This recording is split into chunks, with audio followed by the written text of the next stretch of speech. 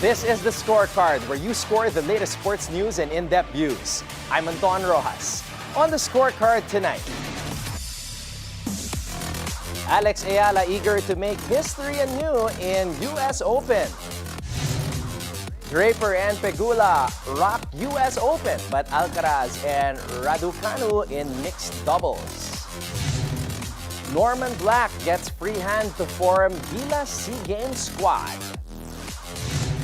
Vietnam Volleyball shocker Bich Tuyen withdraws from World Championship in Thailand.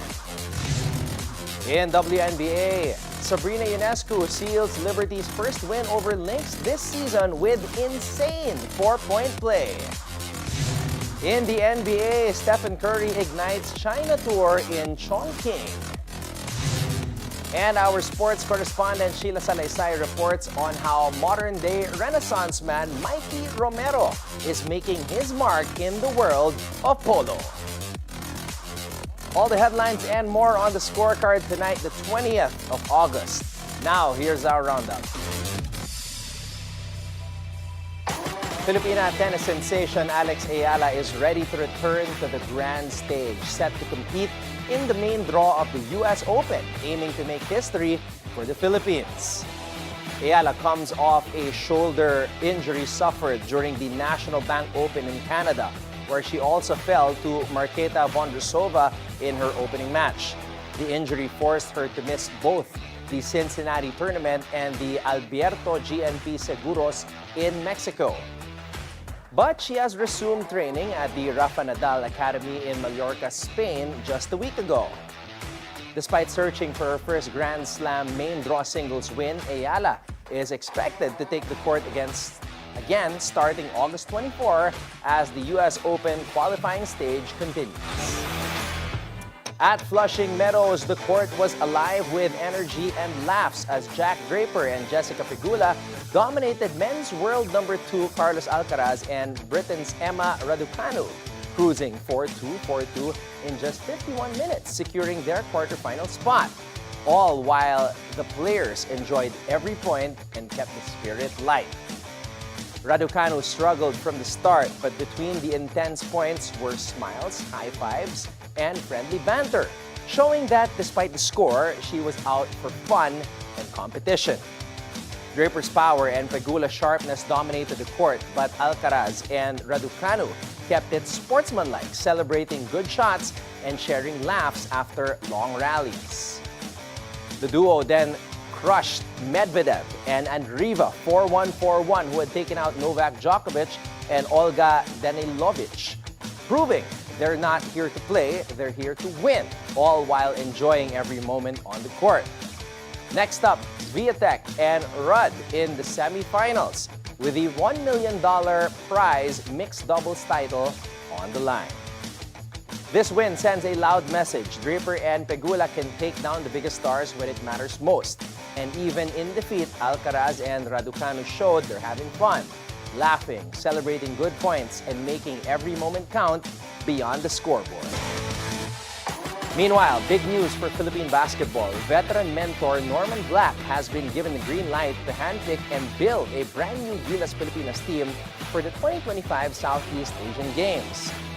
The Samahang Basketball ng Pilipinas has confirmed that Norman Black will have complete control in assembling the Gilas roster for the upcoming SEA Games. SBP Executive Director Erica D. revealed the move during the Pilipinas United 3x3 League presser, stressing that Coach Norman will have the freedom to talk to players and form his ideal squad. Originally, national coach Tim Cohen was slated to lead the team, but Cohen begged off as he focuses on Barangay Ginebra's PBA campaign this December. With the SEA Games not part of the FIBA calendar, overseas-based Filipinos like Dwight Ramos, AJ Edu, and Kai Soto may not be available. That means Black could be forced to lean on a new mix of talents. Despite the challenge, the seasoned coach is expected to bring his wealth of experience in steering Gilas to glory on the regional stage. Meanwhile, Tim Cohen will still be at the helm of the main national squad in November, guiding the team through the first window of the 2027 FIBA World Cup Asian qualifiers. Tragedy has struck the world of Philippine college basketball once again. A heartbreaking loss for the UP Fighting Maroons. Israel Osamyame, Friday. The 6'10" Nigerian transferee from CEU collapsed during practice on Tuesday, August 19. He was immediately rushed to a nearby hospital, but efforts to revive the 19-year-old big man were unsuccessful. UP confirmed the devastating news through its Office of Athletics and Sports Development, adding that the cause of death has yet to be confirmed. Friday's sudden passing comes just 2 months after National University's Ashlyn Abong also collapsed during training and tragically passed away at only 18 years old. Friday was expected to make a huge impact for the Fighting Maroons after his stellar run with the CEU Scorpions. UP assured that it is already in close contact with his family, extending full support during this incredibly difficult time. We extend our prayers and condolences to the family and the UP community. In a move that rocked Vietnamese volleyball, Nguyen Thi Bich Tuyen has withdrawn from the women's national team just before the World Championship in Thailand, leaving coach Nguyen Tuan Kit and her team in shock. Coach Kit called it an unexpected decision. Though the player's gender has been the subject of speculation, Bich Tuyen is the dominant face of the team, and that Tuyen's absence will definitely impact the lineup. But Coach Kit reassured fans, saying the team will now focus on collective play and that plans are in place to maintain the team's expertise and set goals despite Tuyen's withdrawal. The decision comes due to personal reasons, and while Tuyen's presence would have been a huge advantage, the Vietnamese team is determined to press on and give their best on the world stage. In the WNBA, Barclays Center erupted as Sabrina Ionescu pulled off a 31-foot three-pointer and was fouled, completing a 4-point play with 33 seconds left to give the New York Liberty an 85-75 victory over the Minnesota Lynx, their first win against this rival this season. With the Liberty leading by 8 points and under a minute remaining, Ionescu took control near midcourt, calling for a screen from Kennedy Burke. Despite the screen offering little space, Ionescu let fly a rainbow behind the arc as Maria Klundikova crashed into her. Ionescu hit the floor, but the ball swished through the net, electrifying the crowd. After a review, the foul was determined to be a standard shooting foul, giving Ionescu one free throw to complete the 4-point play. The Liberty kept possession, and Ionescu quickly found Burke for a layup, putting the finishing touch on the win. Ionescu finished with 17 points, 4 rebounds, and 11 assists, despite going 5 of 18 from the floor. She stepped up when it mattered most, snapping the Lynx' 6-game winning streak. The Lynx remain the best team in the league, still holding a 6-game lead for the #1 seed. But the Liberty's win improves their chances of staying out of the 4-5 seed, avoiding a potential semifinal rematch with Minnesota. Steph Curry is back in China, kicking off his 2025 Curry Brand China Tour at the Chongqing International Expo Center, bringing the world's first CurryCon and Asia's debut Curry Camp to inspire young athletes across the region. The 3-day extravaganza includes training sessions, elite competitions, and mentoring from Curry himself, whose legendary 3-point record and massive following in China make him an icon for aspiring players, including fans like Zhang Rui, who called Curry her idol since childhood. Hundreds of young basketball players took part in hands-on coaching sessions, receiving expert training in teamwork, fundamentals, and self-belief, while Curry personally distributed 400 autographed pairs of his signature shoes to fans. The event also featured a spectacular drone light show illuminating the skies. After a decade since his last visit to Chongqing, Curry's return is set to inspire a new generation, prove the global power of basketball, and leave a legacy far beyond the court. And now here's your daily dose of sports lingo. Do you know what a penalty loop means in biathlon?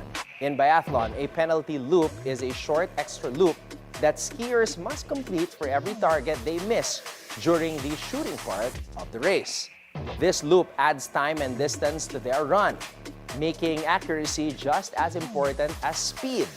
Missing targets means the athlete has to push harder to make up for the penalty, testing both their skiing endurance and shooting precision. It's time for our off-court buzzer. NASCAR says Michael Jordan and 2311 Racing are suing not for damages, but to secure a permanent charter no other team possesses, while Front Row and 2311 have suffered no harm as open teams. In its last filing, NASCAR said it has buyers lined up for 6 charters in dispute as a federal judge decides if 2311 and Front Row can use them for the remaining 11 races. NASCAR is ready to reallocate them if the court rules against the teams. The lawsuit, filed by 2311, owned by Michael Jordan and Denny Hamlin, and Front Row, owned by Bob Jenkins, revolves around charters, franchise tags that 2311 and Front Row refuses to extend. A temporary injunction recognizing them as chartered was overturned. Arguments will be heard August 28. NASCAR claims the teams are using litigation for an unprecedented advantage. The sanctioning body also notes the teams have suffered no harm. Drivers remained, and the July rule change ensures cars can still qualify. NASCAR adds its payouts up 28% in 2016 and 62% in 2025, show it is not a monopoly. The teams say they will continue racing as open entries. NASCAR insists they forfeited charter rights and the court cannot force a partnership with unwilling teams. Now, this is also making quite a loud buzz. Former WBC middleweight champion Julio Cesar Chavez Jr. has been deported from the United States to Mexico, facing heavy allegations of ties to the powerful Sinaloa cartel. Once a top-ranked star and son of legendary boxing icon Julio Cesar Chavez, the 39-year-old is now accused of arms trafficking, organized crime, and even acting as an enforcer. Chavez Jr. was arrested by U.S. immigration authorities in early July and was officially deported to Mexico on August 18, 2025, according to President Claudia Sheinbaum. He was transferred to a prison in Hermosillo, Sonora, where he now awaits trial. Authorities revealed that the investigation into Chavez Jr.'s alleged cartel links began back in 2019, with an arrest warrant formally issued in 2023. This stunning turn of events comes just weeks after his one-sided loss to YouTuber-turned-boxer Jake Paul, marking another dark chapter in a career already marred by failed drug tests, multiple suspensions, and off-the-ring controversy. And that's our roundup for tonight, the 20th of August. When we return, our sports correspondent Gilas SEA reports on how modern-day Renaissance man Mikey Romero is making his mark in the world of polo. That's up next, so keep it right here on The Scorecard.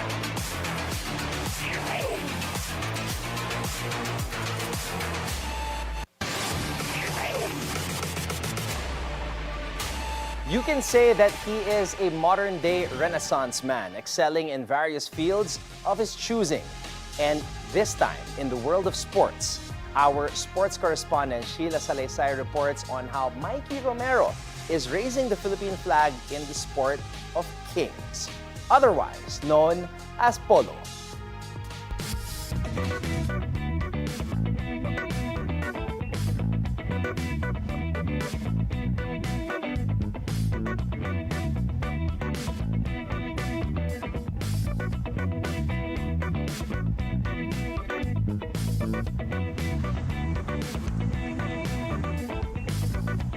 History is once again written for Philippine polo. Businessman, lawmaker, and Filipino polo star Mikee Romero powered Globalport PFP into the semifinals of the USPA Midwest Open in Elgin, Illinois.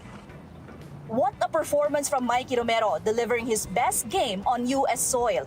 Romero fired 4 goals, capped by the decisive strike that sealed a 10-9 win over Beaver Creek. and secured Globalport PFP's place in the prestigious semi-final round. The former congressman, now ranked 24th in the world and the top Southeast Asian amateur polo player, has been turning heads in international polo after Globalport's quarter-final finish in the US Open in Florida earlier this year. Romero leads a cohesive Globalport PFP team composed of Colo Gonzalez, Nino Obregon, and Filipino-American Anthony Garcia, a unit whose chemistry has only grown stronger as the tournament progressed. First of all, we're very happy that we won and entered the semifinals for the Midwest Open. This is my first time to join this tournament, and we're very happy and lucky that we made it to the semifinals. The key really is we have to gel as a team because it's we just put the team together the last few months, and actually just 1 week ago when we first played our game, and gelling is the key. Our first game we didn't play that much good, but now it's starting to fall into place. Just days earlier, they upset defending champion Flying Changes in an 11-10 thriller, showcasing Obregon's playmaking, Garcia's sharp shooting, and Gonzalez's speed, all complementing Romero's heroics in the final chukker. In Southeast Asia, polo is growing. We have a Thailand team. They're playing in the UK, King Power. We have Brunei team, the royal family. In the Philippines, we have a couple of high gold team which plays in Soto Grande, the Ayala, the Calatagan Polo, and of course Globalport. So we're a few teams in Southeast Asia, which includes Indonesia, Singapore. So in Southeast Asia, there's a lot of polo now. In the Philippines, it's also becoming bigger, but we have been playing polo since I think 100 years. When the Americano went and colonized us back in the early 1900s. So hopefully we can bring a championship, the Philippines can bring a championship to the world. The semifinal showdown is set next Wednesday at Las Brisas Polo Club, where Globalport PFP will look to continue its dream run. But Romero's impact goes beyond the polo field. A respected businessman with ventures in ports, energy, real estate, and finance. Romero also serves as a lieutenant colonel in the Philippine Air Force Reserve, leading humanitarian missions before flying to Chicago. On social media, Romero summed up his journey. His presence on the world stage is proof that Filipinos belong among the best. From corporate to Congress and to the polo grounds, Mikey Romero shows that passion and determination can lift the Filipino spirit, this time on horseback and under the global spotlight.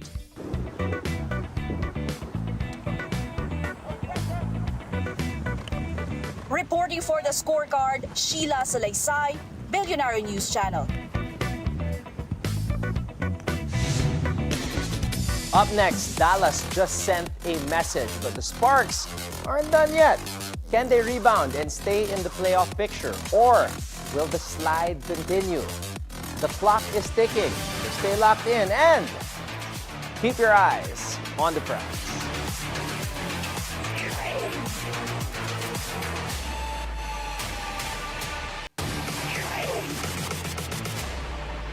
Welcome back to the Scorecard. It's time to keep your eyes on the prize.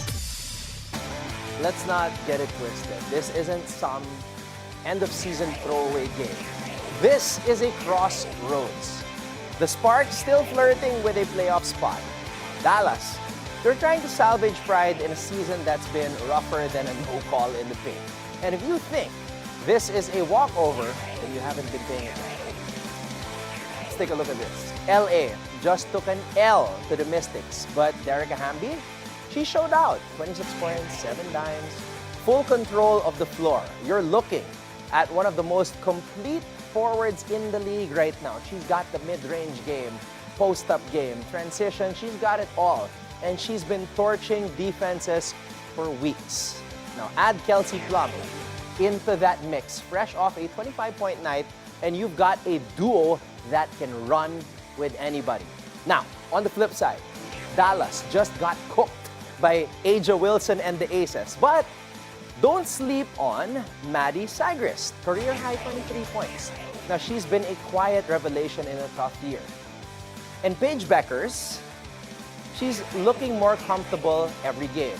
If she's feeling her shot early, watch out. But here's the problem. The wings can't hit from deep. 3 for 17 in the last game. You can't compete in today's league without spacing. And right now, Dallas has the shooting profile of a 1996 Team USA training camp. And defensively, they're giving up 91 per game over their last 10. Teams are basically running drills on them. Meanwhile, LA is scoring at will, 91.8 per game in their last 10, shooting 47.5%. This is a team that's hitting its stride, fast, free, and full of confidence. But here's the caveat, they're giving up almost the same. This one might come down to who gets a stop in the final 2 minutes. And remember this, August 15, Sparks won by 1. It was a dogfight. Plum dropped 28. So that's the blueprint. These teams don't like each other, and they know exactly where to punch. So it's not about records. It's not about standings. It's about who blinks first in this particular game. Is it Hamby, who's been in her bag lately? Is it Beckers, ready to make her mark under the bright lights? Or does someone unexpected, maybe Rickea Jackson, Maddie Sigrist, step up and steal the show? That's something we have to wait and see about. So that's the stage. Sparks need to win to stay in striking distance. The Wings, they just need something to believe in, and that makes this a trap game, a test game, a make you look twice type of game. It's a West Coast war as the Sparks cling to playoff hopes and the Wings look to spoil the party. So who's gonna step up under the bright lights? We shall see. So here's your full court breakdown.